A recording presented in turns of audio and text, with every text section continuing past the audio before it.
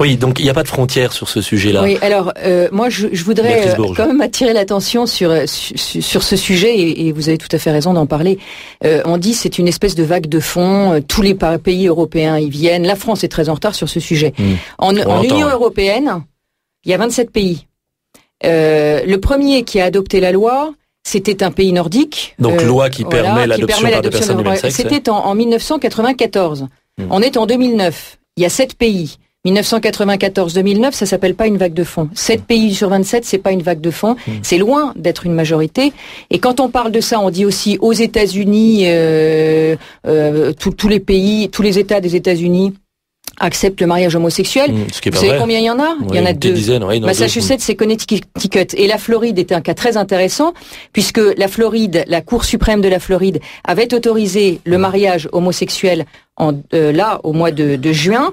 Et au moment de l'élection de Barack Obama, il y a eu des référendums qui ont été faits, organisés dans chaque État, et la proposition 8, qui était le référendum en Floride, en faveur du mariage homosexuel. Non, en fait, cette proposition disait il faut que dans la Constitution soit inscrit qu'un mariage c'est entre un homme et une femme. Oui. Eh bien, ça a été adopté à 54%. Donc, ce que la Cour suprême avait dit d'un côté, la référendum populaire a dit exactement le contraire. Qui est supérieur en droit à ce que dit la Cour. Donc, on se retrouve avec le Massachusetts et le Connecticut qui autorisent le mariage homosexuel. Il y a 50 États aux États-Unis. Donc, juste ce que je voudrais dire, c'est qu'il faut absolument pas se laisser intimider par ce genre de postulats qui, en fait, sont des faux postulats. 94, c'est la Suède ou la Finlande? Je sais plus. Je crois que c'est la Suède ou les Pays-Bas. Je crois que c'est la Suède. 15 ans après, vous avez pris vos jumelles. Vous avez regardé un petit peu comment ça s'était passé en Suède, ces 15 ans d'adoption par des mariages, par des couples homosexuels. Vous savez, si avec 2 pays qui l'ont adopté, ça veut dire que le résultat n'est pas forcément à étendre sur le monde entier. Si vous voulez. Non, mais c'est vrai que les études qu'on a, qui sont des études des pays nordiques, donc ces premières études, ne présagent rien de bon en fait. Mais même 15 ans, c'est pas suffisant. Oui, si vous voulez, ce projet de loi, vous parliez des familles recomposées. Si vous voulez, il y a de très bons exemples de familles recomposées. Le problème, c'est l'enfant. Je rappelle, le problème, c'est l'enfant. C'est l'enfant. Le mot a été prononcé à plusieurs reprises par Xavier, et puis après, c'est l'enfant. Après, quand il est majeur, il décide. S'il va avec le père, s'il va avec la mère, s'il vole de ses propres ailes, etc. Mais le problème, c'est l'enfant.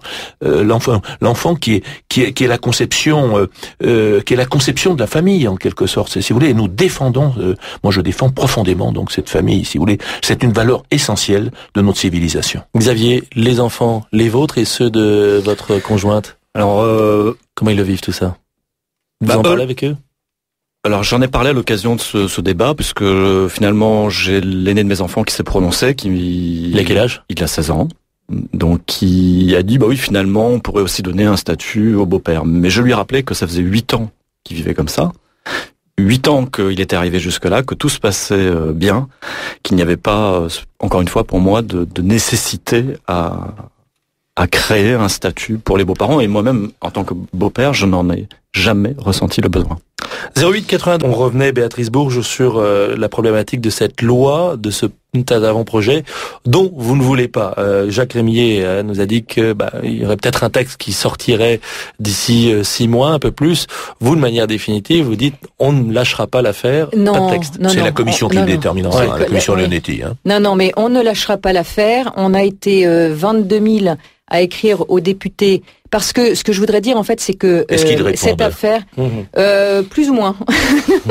Ne demandez pas des noms. Oui, non. Vous avez raison. Demandez pas de noms. Ça vaut mieux pas. Mais on a affaire aussi à des députés qui sont très courageux et qui sont très engagés et je tiens à le dire et je veux vraiment rendre hommage à Jacques Rémillet parce que je ne suis pas le seul, il y en a beaucoup d'autres. Non, mais vous êtes là, je vous ai sous la main, donc il y en a beaucoup d'autres. Voilà, non mais je sais qu'il y en a beaucoup d'autres, mais vous savez ce que j'ai coutume de dire quand je fais des conférences ou autres, c'est que on demande souvent à nos parlementaires d'être des héros, de prendre position envers et contre tout.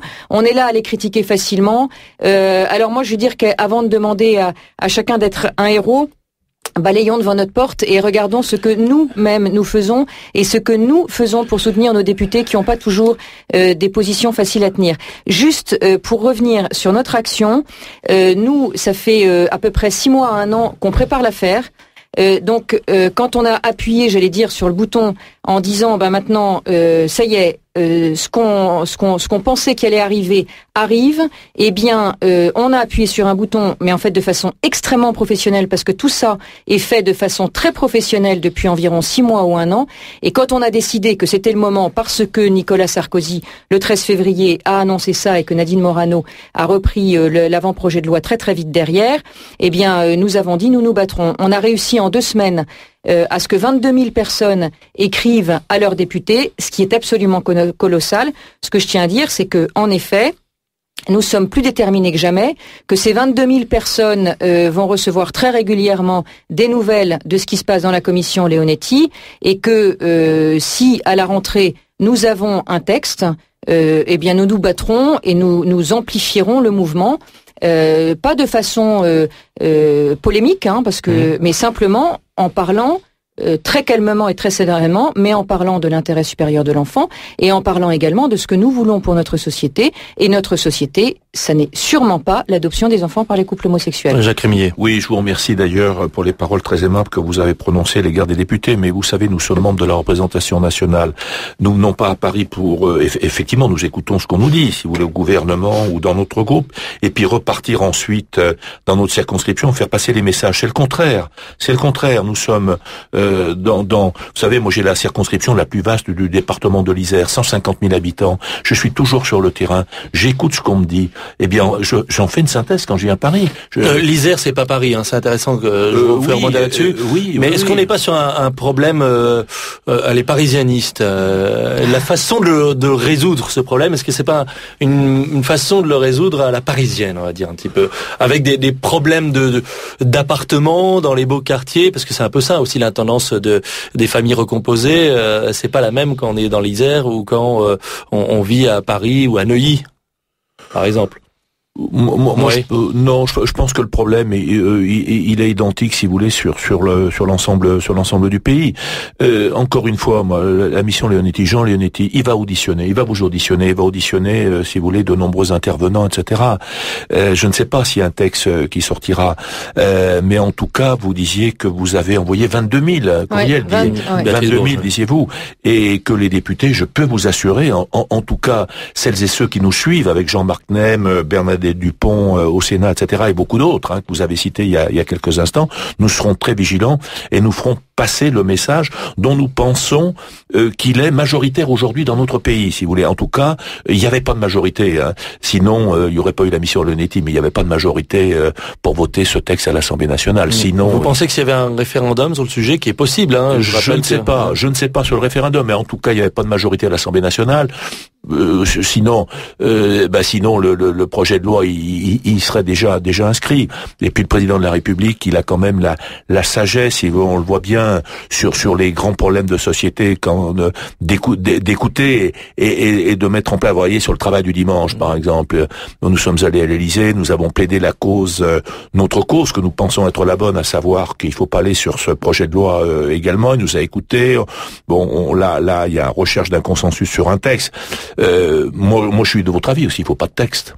Moi, personnellement, je pense qu'il ne faut pas de texte. La loi du 4 mars 2002 suffit, mais il faut l'interpréter. Il faut que les députés se mettent à la lire. Voilà.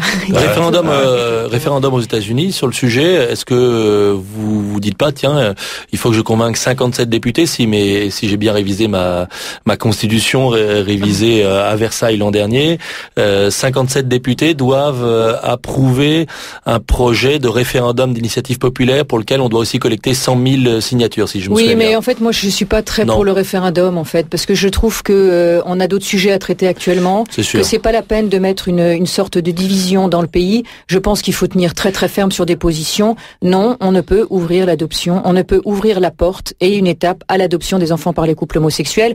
Or, c'est ce que ce texte en filigrane, comme disait Monsieur Rémy tout à l'heure, entre les lignes, en catimini, veut nous faire passer ça. C'est le communiqué que j'avais produit, si vous voulez, au moment où j'avais eu connaissance donc du projet de loi. Voilà quoi. Donc il y a une électrice potentielle de Jean-Jacques Hietz et en plus qui nous appelle. Mais alors vous me tendez la perche. Oui. Vous me tendez la perche. faire, si vous voulez, de par la réforme de la Constitution en juillet dernier à Versailles, madame, nous sommes, et Jean-François Copé, notre président, le dit à chaque réunion de groupe, chaque mardi, puisque président de groupe, en vous quittant, je vais aller à la réunion du groupe UMP où il y a plus de 300 députés, si vous voulez, nous sommes en coproduction législative. Et c'est la chance. Oui. C'est la chance. C'est-à-dire maintenant, si vous voulez, 50% de l'ordre du jour, ce sont les députés, et 50% donc le gouvernement. Donc s'il y a une majorité à l'UMP qui ne souhaite pas ce texte, je vois pas comment il pourrait... ce serait dommage quand même